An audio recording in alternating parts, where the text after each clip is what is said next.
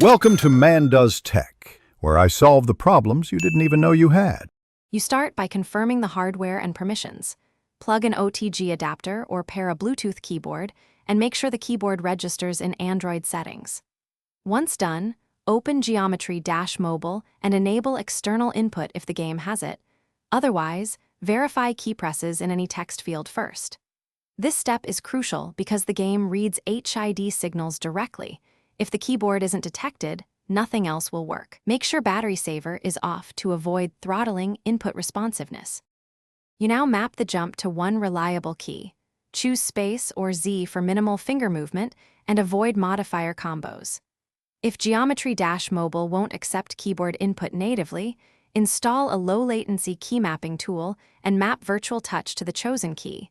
Set repeat delay to 0 and dead zone small. Once mapped, open a short practice level and press the key rhythmically. This verifies timing and reveals any double tap or missed press issues you must adjust before attempting full runs. You finish by optimizing performance and handling problems.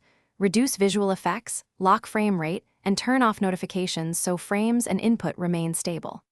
If inputs drop, unplug and replug the OTG, reconnect Bluetooth, or reassign the key. Sometimes switching from space to a letter fixes ghosting. Make sure your key mapping app runs with proper permissions, and update keyboard firmware if available. If issues persist, test the keyboard in another app to confirm whether the problem is the keyboard or Geometry-Mobile itself. Thanks for watching.